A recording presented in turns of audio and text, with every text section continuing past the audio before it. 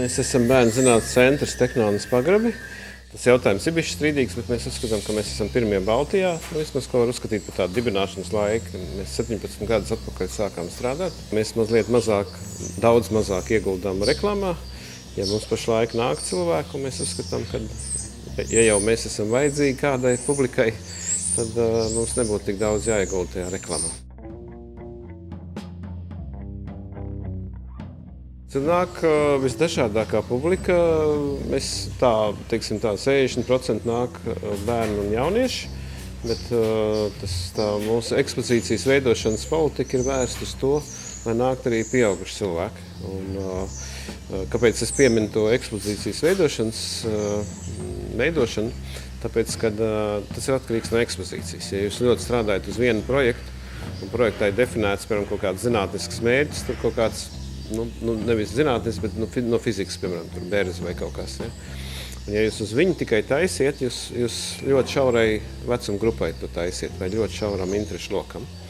Mūsu ekspozīcija sastāv no ļoti dažādiem elementiem, un sanāk, kad ja jums nāk jaukta grupa, kur ir gan pieaugušie, gan bērni, gan ar atšķirīgiem garstāvokļiem, atšķirīgu zināšanu pakāpi, tad viņi katrs atrod intuitīvu to priekšmetu, kas viņam interesētu.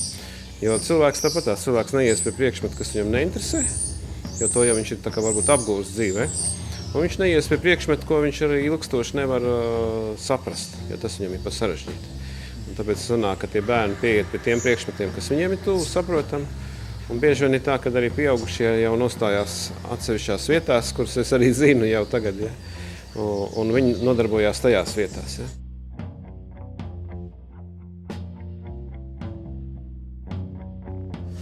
Pats tas seans mums arī ir atšķirīgs. Mēs neesam vaļā tā kā lielais muzejs, jo mums ir mazas telpas, un mēs izvēlējāmies tādu formu, kas vairāk atgādina teātra formu.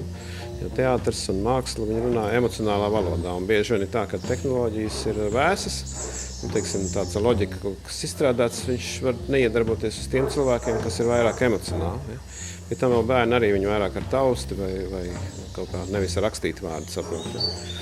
Un tāpēc arī mums kad tie cilvēki atnāk, tad viņi paši staigā, bet nav viss uzreiz vaļā. Tāpēc mums ir tāds teātra princips, kad atverās viena daļa, pēc tam otra, un jums visu laiku tā kā kulminācija tiek gaidīta.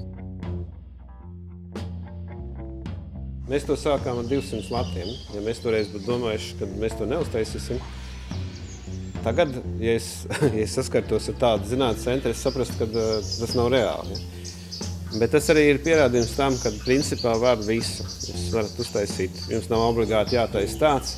Taisiet to, kas jums patīk, bet dariet. Strādāt uz priekšu un pat kādreiz stulbi nedomāt, vai tas izdosies vai neizdosies.